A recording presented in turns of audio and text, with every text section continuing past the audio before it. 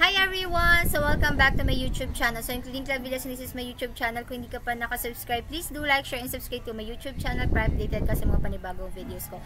So for today's video guys, is pag-uusapan natin ang digital product selling or Canva. Kasi may mga nagtatanong sa akin, ate saan ba maganda mag-post? Sa Rocket.ph or sa mga social media or mga groups, which is gagamitin mo yung social media mo. So, pag-uusapan natin yan. Kasi marami nagtatanong. So, unang-una guys, si digital product selling po is gumagamit tayo ng Canva. Yes, si Canva po yung ginagamit natin para gumawa tayo ng digital products. Yung digital products po is, yun nga, through digital. Halimbawa, sinasend mo siya sa Facebook, sinasend mo siya sa, basta ginagamitan mo siya ng digital. So, ganun siya.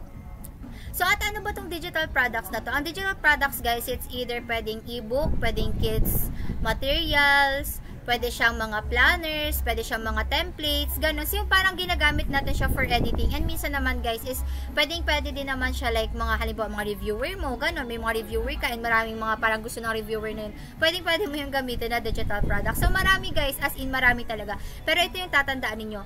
Mas maganda na mag-sell kayo ng mga digital products na problem solution. Yung may problema and susolusyonan mo siya. Kasi mas okay siya eh. So, paano ka bibili kung hindi mo naman siya kailangan? Like, for example, di ba bumibili ka sa isang department store or bumibili ka talaga kapag alam mo na kailangan mo siya. So, ako, kailangan ko siya, kaya binibili ko siya. Ganun siya. Ganun yung digital product selling.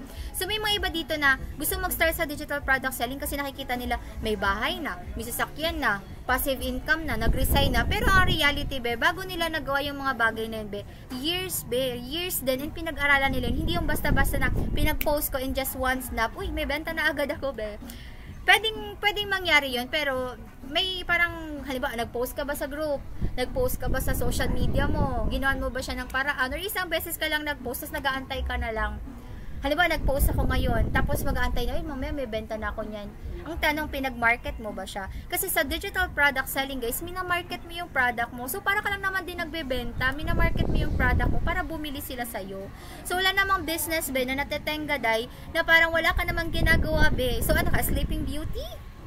Gusto mong kumita pero tulog? Pwede naman siya.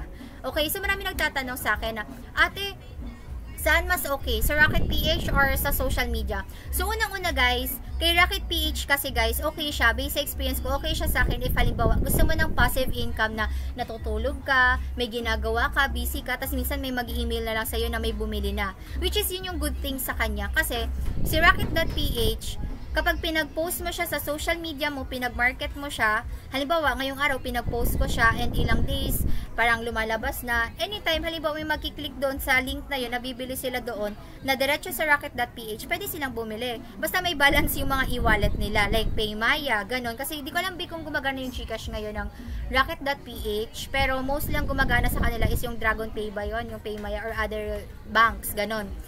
Yun yung maganda sa kanya, na kahit may ginagawa ka, yun yung sinasabi nila na passive income na. Halimbawa, ako, maraming times na yan guys na na-experience ko na madaling araw, may mga bumibili, makikita ko na lang may sale na ako. Yung parang busy ako sa ganito, tapos makikita ko sa email ko may bumili. Which is nakakatuwa kasi pinag-ano mo siya. Pero syempre, bigyan namin i-market na halimbawa, ngayong araw, mag-post ka na, gusto mo ba matuto ng digital product selling? Kung gusto mo matuto, ganito, ganyan. Tapos nag-post ako sa social media ko, and then nilagay ko yung link dun sa may comment, then may nagusto, tas pinag-ano niya na, then okay na. So, yun talaga yung tinatawag natin. Tapos, ang kay social media naman kasi guys, is syempre, kay social media, kailangan mo talagang i-market. Sumali ka sa mga groups like digital products, freelancers, extra income, student, ganun. So, sumali ka sa mga groups na yun, na kung saan, yung naghahanap talaga sila ng income, like Canva, ganyan. So, doon, kasi kailangan mo na talagang i-market siya, mag-post ka doon, ganyan. So, parang ganun siya. Kailangan talagang i-market mo talaga siya. Eh, kay Rocket.ph, ipopost mo lang siya. Pero, kailangan mo pa rin siyang i-ano ng market. Dito kasi sa social media, kapag hindi mo siya pinag-post, wala din. Hindi ka rin kikita. Yung parang, halimbawa, di ka nag-share sa groups, hindi ka din kikita. Parang ganun. So, ganun siya.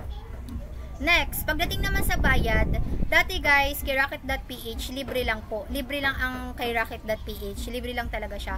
Pero ngayong year, ang alam ko, ngayong year ata or last year, meron na silang 50 pesos guys na listing fee, which is 5 na. So, ang babayaran mo is around nasa 56 pesos. Kasi pinag-try ko siya, 56 pesos sa listing fee.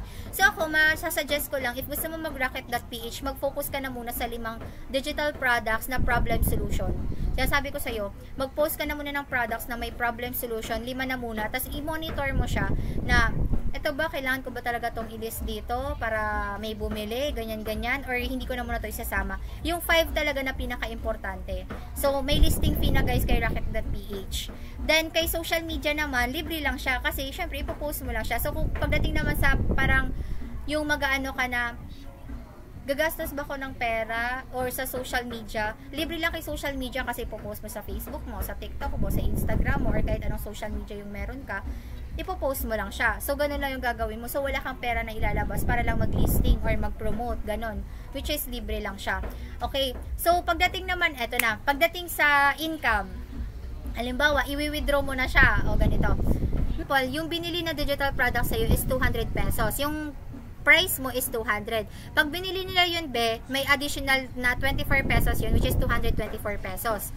Tapos, sa'yo naman, pag binili nila yun, papasok yun doon sa may, sa may parang details ng pag-order sa'yo. Yung papasok sa'yo doon is 180 pesos. Which is, nagbawas sila doon ng 20 pesos. 20 pesos. Tapos, yung 180 na yun, mababawasan pa yun. Yes, pag pinagpunta mo yun doon sa balance mo, ang papasok na lang sa'yo is 175 point something. Tapos, pag pinag-cash out mo pa yun, parang may 10 pesos or 15 pesos pa na ibabawas sa'yo. So, parang ang papasok na lang talaga originally sa'yo is nasa, magkano ba?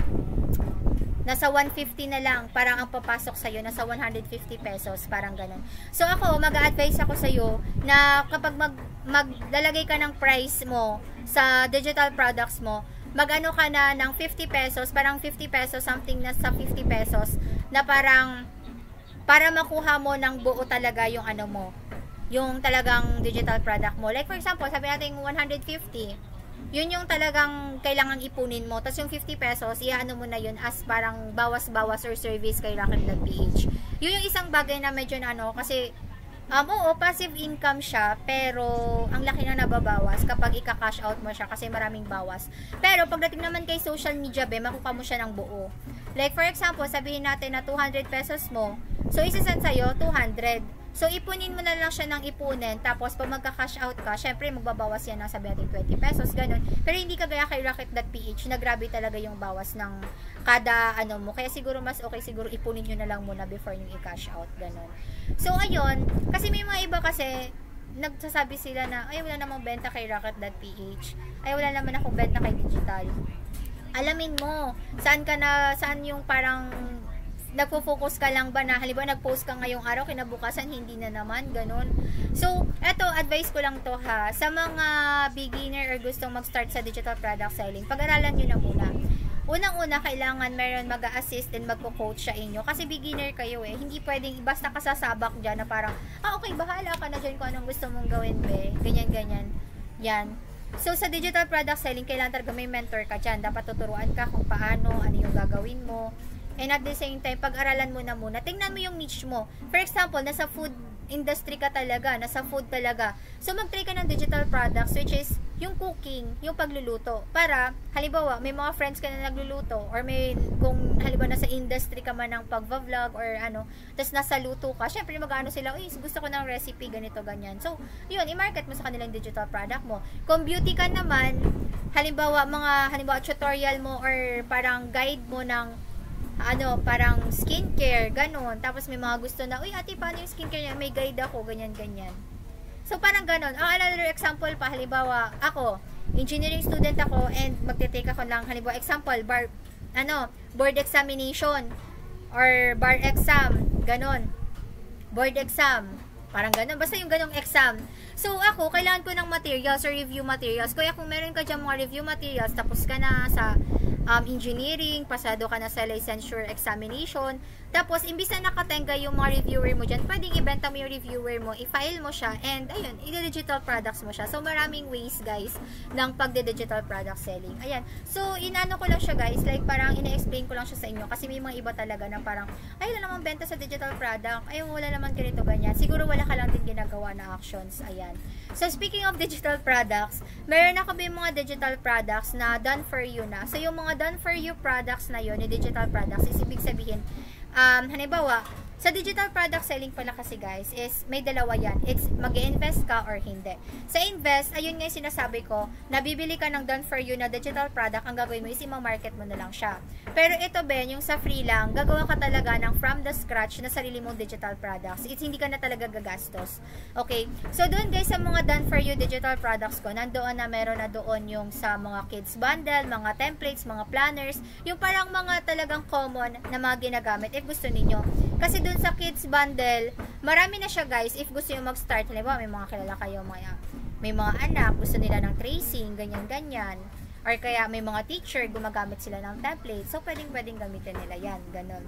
So, if halimbawa, gusto mo naman ng, halimbawa, two birds hitting one stone, yun talaga yung sinasabi ko, Ben, na Shopee affiliate with complete guide, tapos may digital products na siya. So, ibig sabihin nun, be, digital product seller ka, at the same time, Shopee affiliate ka. Kasi ako, be, para sa akin, importante sa akin, na yung binibili mo na digital product is makakabalik din sa'yo.